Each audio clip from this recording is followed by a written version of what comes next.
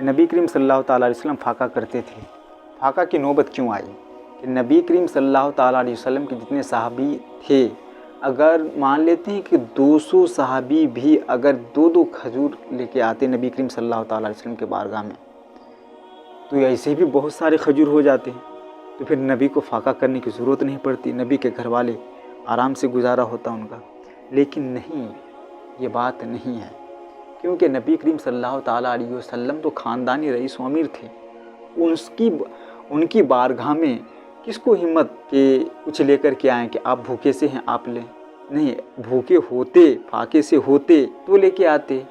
لیکن نبی کریم صلی اللہ تعالیٰ علیہ وسلم فرماتے ہیں کہ ایوکم مثلی واللہ یطعمنی و یسقینی، کون ہے تم میں سے میری طرح؟ ایوکم مثلی، کون ہے تم میں سے میری طرح؟ میرا رب مجھے کھلاتا ہے پلاتا ہے۔ جس کا رب کھلائے پلائے تو ان کے بھوک و پیاس کا آپ کو کیا شعور؟ کیا آپ ان کے بھوک و پیاس کو وہم و گمان میں لا سکتے ہیں؟ اور نہیں، ہم اور آپ کی طرح تھے وہ، جس طرح سے ہمیں بھوک محسوس ہوتا ہے اس طرح سے انہیں بھی بھوک محسوس ہوتا ہو۔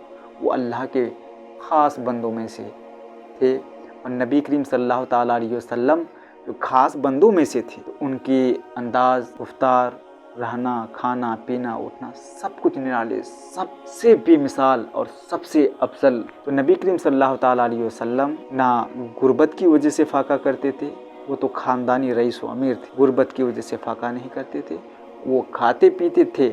آپ اپنے وہم و گمان میں نہیں لا سکتے تو وہ کیسے کھاتے تھے۔ نبی کریم صلی اللہ علیہ وسلم نے فرمایا ایوکم مثلی، تم میں سے کون میری طرح ہے؟ میرا رب مجھے کھلاتا پلاتا ہے۔ جس کا رب کھلائے پلائے، آپ ان کے کھانے پینے کا نہیں سمجھ سکتے، کیونکہ وہ ہماری اور آپ کی طرح نہیں تھے، وہ بے مثال نبی تھے۔ ان کا رہنا سہنا، اٹھنا بیٹھنا، کھانا پینا، ساری چیزیں بے مثال ہے۔